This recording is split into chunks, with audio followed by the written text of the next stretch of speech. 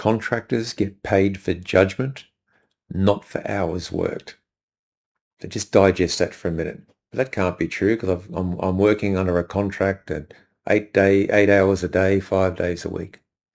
But ultimately, to make that shift from cost plus, time and materials, through to expertise, remind yourself, I am being paid or I'm being engaged for my judgment. Now, you might think, gee, that's a bit intangible. Well, it probably is for that matter. But if I can make a judgment call that can help a customer save thousands of dollars in a decision, what's that got to be worth to them? That's why you've got to stop thinking about, well, it took me 2 hours to come up with that decision, divide that by, I'll round it up to half a day. That's what I'll charge the customer. If you are actually supporting them in a strategic judgment call and you put forward an invoice for a few $100s, you're going to look silly. And actually, it'll make them look silly as well because they realize that they have been able to get the answer for a small amount of money.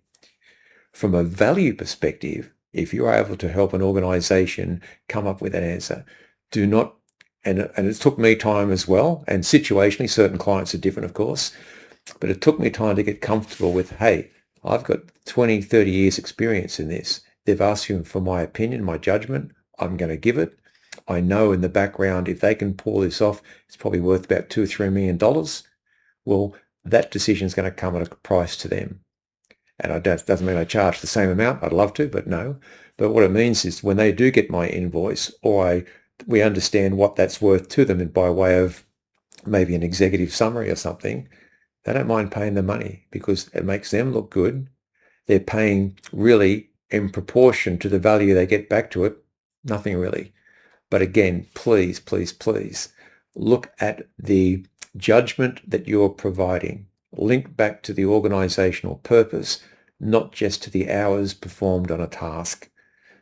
Once you start moving away from there, you'll realize just how much you do know about organizations, how much you know about the subject matter that you are an expert in, and you start to bring the two together into that consulting business.